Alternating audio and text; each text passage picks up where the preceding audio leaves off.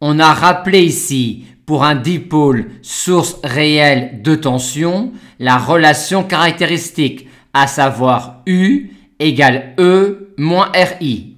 Et ici, la relation caractéristique pour un dipôle qui est une source réelle de courant, à savoir I égale I0 moins U sur R. Maintenant, si vous associez en série des sources réelles de tension, vous aurez un dipôle qui est équivalent à une unique source réelle de tension. En effet, on a ici U qui est égal à E1 plus E2 plus E3 moins R1I moins R2I moins R3I.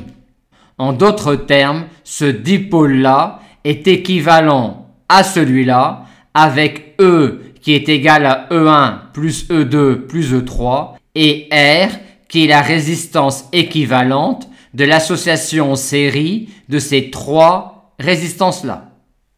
Et si maintenant vous associez en parallèle des sources réelles de courant, vous obtiendrez un dipôle qui est équivalent à une unique source réelle de courant.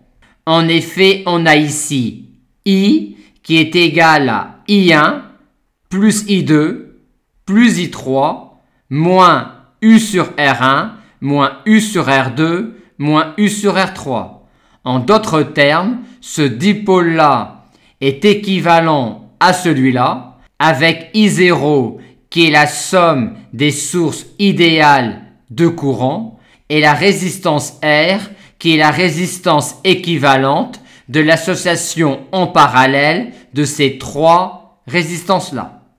Il est donc très agréable d'associer en série des sources réelles de tension et très agréable d'associer en parallèle des sources réelles de courant.